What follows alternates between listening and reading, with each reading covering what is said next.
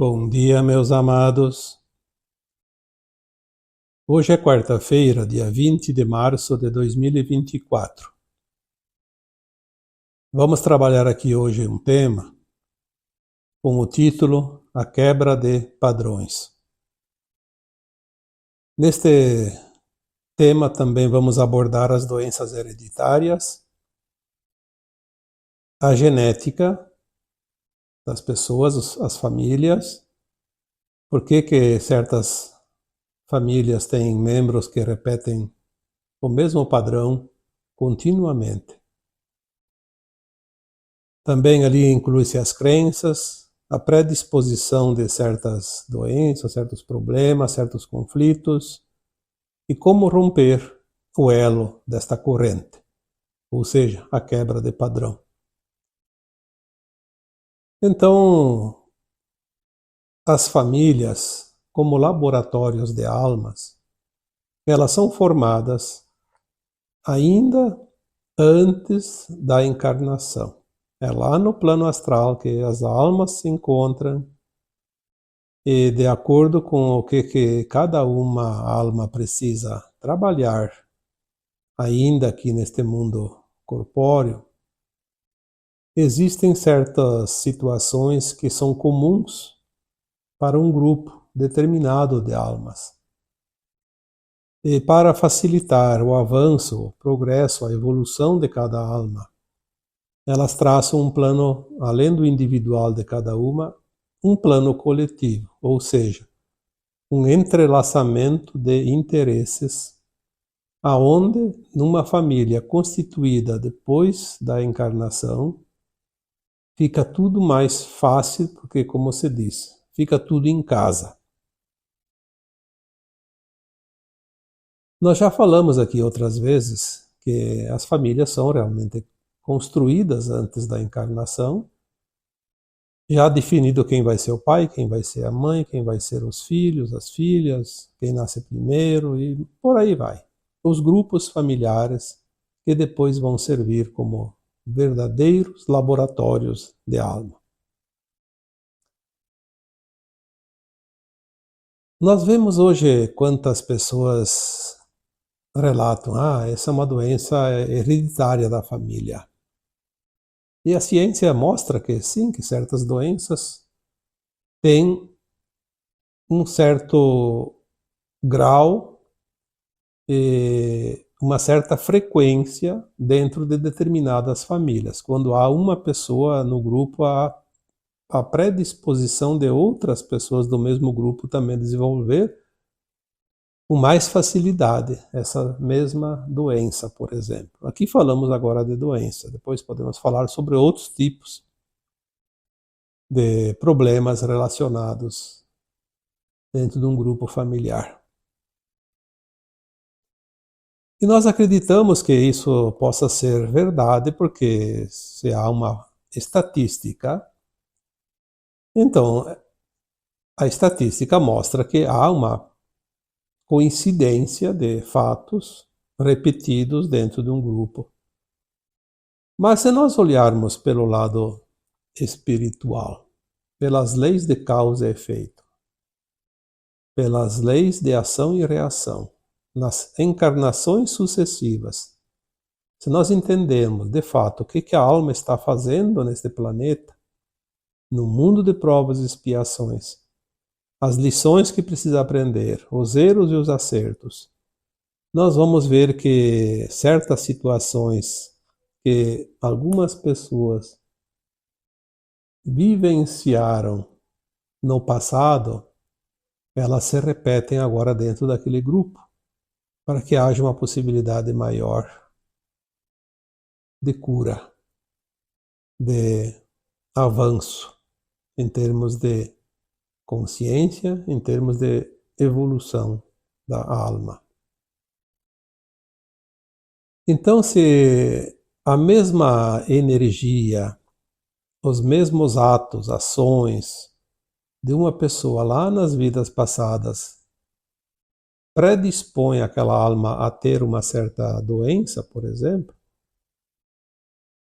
aquelas pessoas do mesmo grupo que têm as mesmas frequências das vidas passadas vão desenvolver também, ou têm a tendência de desenvolver mais facilmente a mesma doença. E aí chamamos de doenças hereditárias. Só que inverte as posições, porque não é porque o pai e a mãe têm certas doenças que os filhos têm a predisposição. É porque lá atrás, nas vidas passadas, todos tiveram as mesmas energias, mais ou menos acumuladas no seu perispírito, nos seus registros akáshicos. E agora precisam expurgar, mais ou menos também dentro de uma certa metodologia, dentro das reencarnações. Então, se a gente olhar de trás para frente ou de frente para trás, tanto faz, né? Uma coisa prova a outra. Mas não é, porque o pai e a mãe têm a predisposição de uma doença que os filhos também devem ter, mesmo naquelas famosas doenças hereditárias. E tem mais uma coisa, quando nós falamos que os karmas precisam ser resgatados, eles não precisam necessariamente ser resgatados através de doenças. Então nós podemos curar, transmutar, dissolver o karma através de outras ações. A doença é sempre a última cartada, o coringa, aquela moeda de troca mais dolorosa, mas também mais eficiente porque ela precisa de menos tempo para dissolver uma energia negativa de vidas passadas. As crenças também contribuem muito com isso. Num grupo familiar, as crenças são muito parecidas. Então, a crença, ela cria. Ela cria porque ela tem uma frequência de criação. Se eu acredito em algo, eu desenvolvo aquele algo mais facilmente do que se eu não acredito. Se eu não acredito, é difícil de criar. As doenças genéticas, elas têm uma repetição de padrão não físico, não biológico, não genético, como matéria que nós conhecemos, o corpo físico, por exemplo.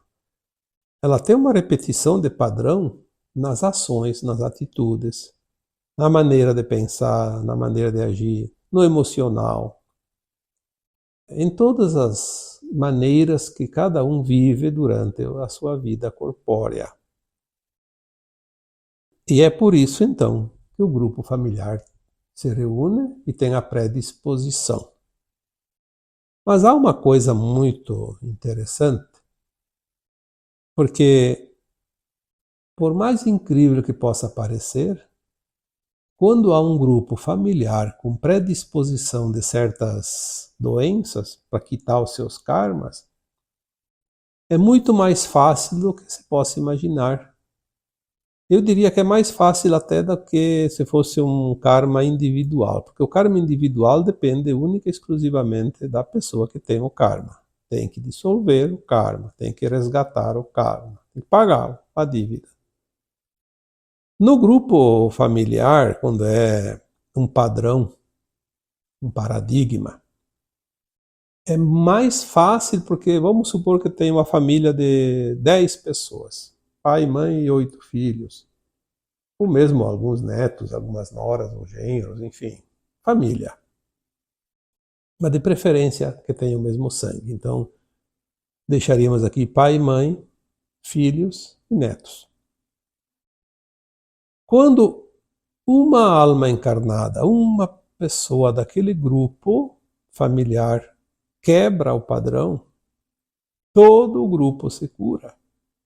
Isso é uma norma dentro das leis divinas. E eu acho isso incrivelmente fantástico, porque qualquer situação, qualquer paradigma, quando é padrão familiar, basta apenas uma pessoa quebrar.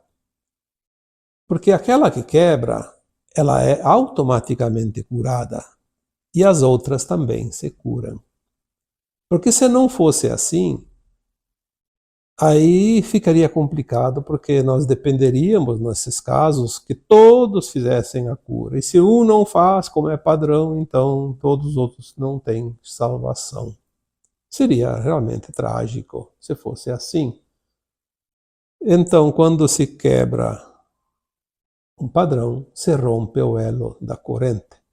E quando se rompe o elo de uma corrente, a corrente não está mais inteira, ela se desfaz. Quando um faz o esforço, ele faz pelo coletivo. Esta também é uma razão de as famílias ainda primarem pelos laços afetivos. Porque se não fossem os laços afetivos, na primeira encrenca, a família se desfaz. Cada um vai para um canto. É a mesma coisa se você briga com um parente, você pode até se afastar, mas você tem um laço, tem um elo. Você não vai conseguir viver isolado. Por mais longe que você esteja, vai estar ligado emocionalmente.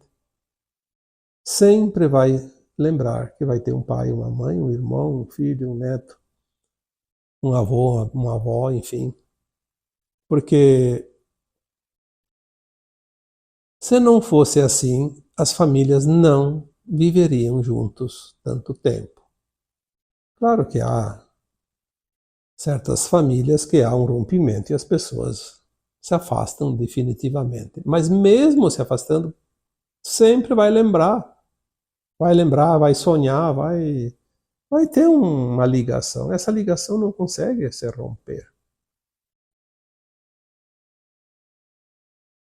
A afetividade nas famílias, elas também têm um propósito de não só curar esses paradigmas, esses padrões, mas também a procriação, a gente sabe disso.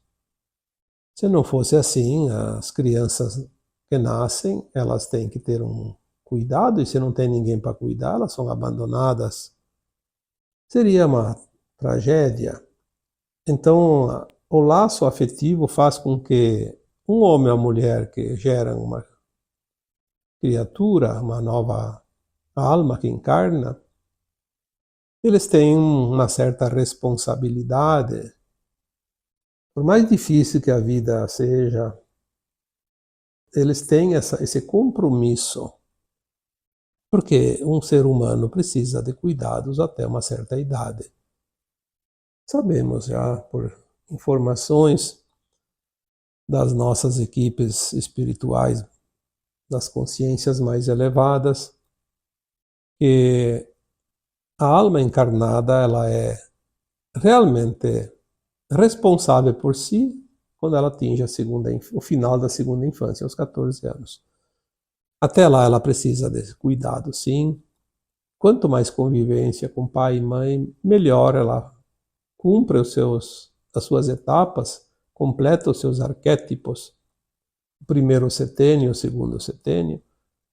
O primeiro setênio é a afirmação do yin, né, do feminino, independente do gênero, se é homem, se é mulher, ela precisa afirmar o seu yin, porque todos nós temos uma porcentagem de yin e yang. Já foi dito aqui tantas vezes que o gênero masculino tem o yang mais acentuado,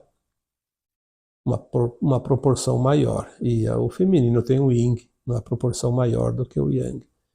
Esse equilíbrio é adquirido através da convivência com a mãe e com o pai, ou um substituto do pai. A mãe é quase que essencial, ela não dá para dispensar, até porque sem ela não há como gestar, como gerar. Ela também que amamenta. E por isso que o primeiro setênio, os primeiros 7 anos, tem a afirmação do feminino, do yin. E no segundo setênio, dos 7 aos 14 anos, a criança ela afirma o seu yang. Na falta do pai, pode ser qualquer outro masculino, pode ser o avô, pode ser um padrasto, pode ser um irmão mais velho, mas precisa tenha uma certa afetividade. A criança precisa se sentir amparada, segura, firme naquela energia. Senão ela vai ser uma criança insegura no seu modo adulto mais adiante. Não são somente as doenças que nós podemos dizer aqui que são hereditárias pelo paradigma, pelo padrão que as famílias representam e as oportunidades que elas têm também de cura. Existem outros problemas muito mais graves às vezes do que doenças, que são os relacionamentos entre si, o respeito, o cuidado, o trabalho também, sim, porque tem algumas famílias que parece que tem alguém dentro da família que exige que os outros trabalhem para ela, como se fosse como se diz no popular, um gigolô que depende do trabalho dos outros para viver, né? Existe muito mais do que você possa imaginar. Pessoas que exploram seus próprios familiares. São os acertos de contas de vidas passadas, mas não é justo e não é ético e não é moral. Brigas, quando há bens no jogo, principalmente quando há a divisão de bens na morte, por exemplo, de um pai, de uma mãe ou de ambos. Quando se faz este inventário, ali se conhece o caráter de todos os membros do grupo. Não há outra maneira de conhecer as pessoas familiares com mais certeza e com mais assertividade do que quando se tem uma divisão de bens. Bom, isso eu nem preciso aqui falar muito, porque vocês têm os exemplos, ou nas próprias famílias de vocês, ou de algumas pessoas muito próximas. É muito triste isso. Eu sei porque as pessoas me enviam mensagens, eu recebo, como eu já disse tantas vezes, 80, 100 mensagens todos os dias, no particular, que elas me pedem orientações e relatam as suas encrencas familiares. Como tem pessoas dentro da família que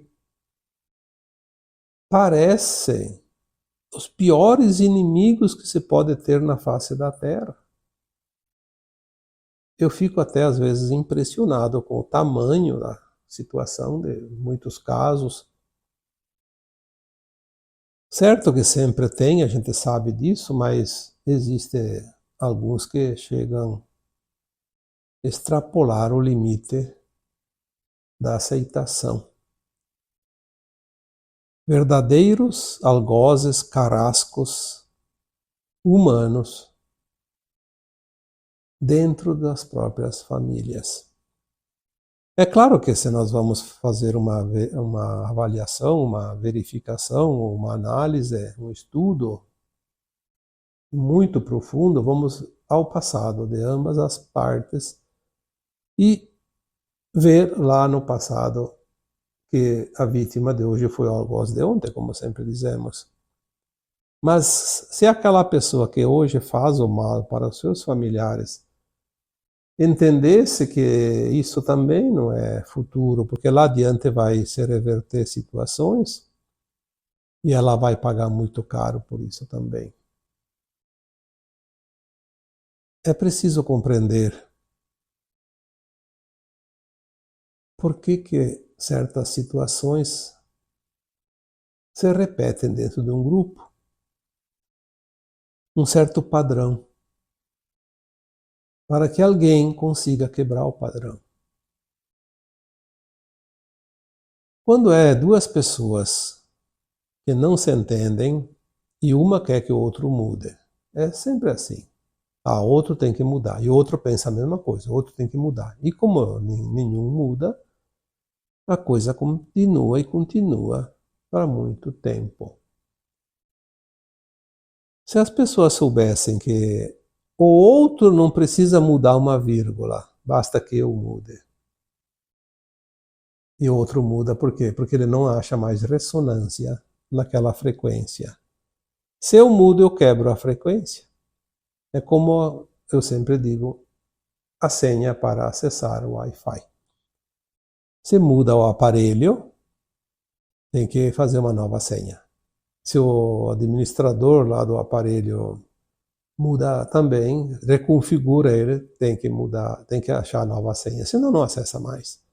Então, quando você tem encrenca com alguém, mude a configuração, a senha.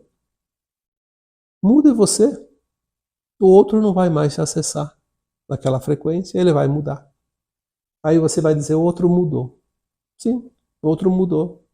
Sem que ele soubesse que ele mudou. Ele simplesmente não encontrou frequência em você e ele começa a agir diferente. É como as pessoas que gostam de futricar nas páginas dos outros, nas redes sociais, nas postagens. Aqui mesmo no YouTube, no Facebook, em todas as redes sociais. Às vezes você coloca um tema com todo esmero, amorosamente. A gente tem que tirar um tempo que não se tem para ficar aqui passando uma informação. E quantos fazem isso? E tem aqueles que se acham dono da verdade, mas que tem dentro deles realmente aquele bichinho da ignorância, eu digo, porque não tem outra palavra para explicar, porque se é maldade, tem coisas mais interessantes para eles se saciarem do que ficar criticando, ofendendo. Mas uma coisa todos nós sabemos, se nós não entramos na frequência, perde o acesso, perde a graça, e eles somem. Mas basta que um só mostre que viu, diga alguma coisa, pronto. Já está pronta a façanha, assim, já se realizou, porque foi visto, foi notado. Na verdade, são pessoas carentes, sofredoras, tristes, infelizes. Elas precisam de plateia, senão elas não conseguem se sentir gente, não conseguem se sentir notados. Devemos sim enviar amor, mas não dar corda.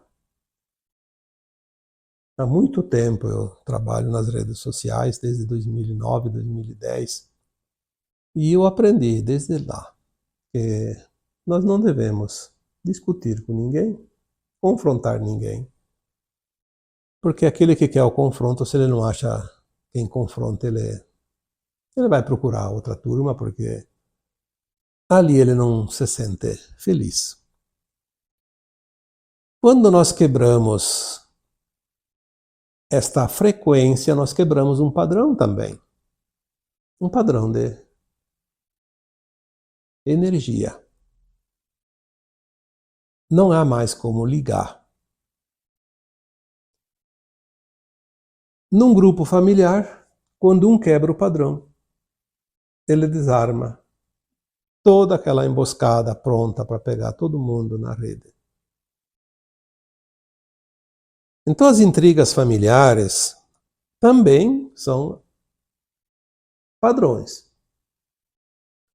Há uma predisposição do grupo em discutir, em se confrontar por qualquer motivo, porque são desafetos de vidas passadas.